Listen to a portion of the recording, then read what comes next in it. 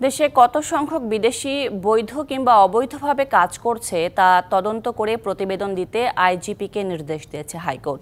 এছাড়া অবৈধ বিদেশিদের বিরুদ্ধে সরকার ব্যবস্থা নিতে না পারায় রুল জারি করেছে আদালত।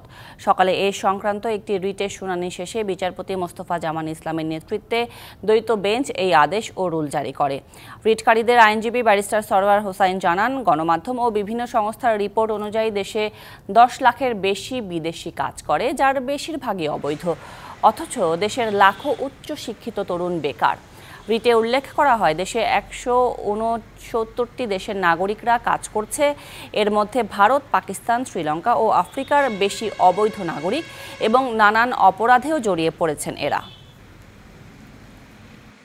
কেন অবৈধ বিদেশিদের বিরুদ্ধে ব্যবস্থা না নেওয়া অবৈধ ঘোষণা করা হবে না এবং ডাইরেকশন দিয়েছেন পুলিশের উপরে যে একটা সুষ্ঠু তদন্ত করে, একটি নিরপেক্ষ তদন্ত করে বাংলাদেশে কত অবৈধ এবং বৈধ বিদেশি নাগরিক কাজ করছে তার তালিকা মাননীয় কোর্টে সাবমিট করার জন্য ডাইরেকশন দিয়েছেন।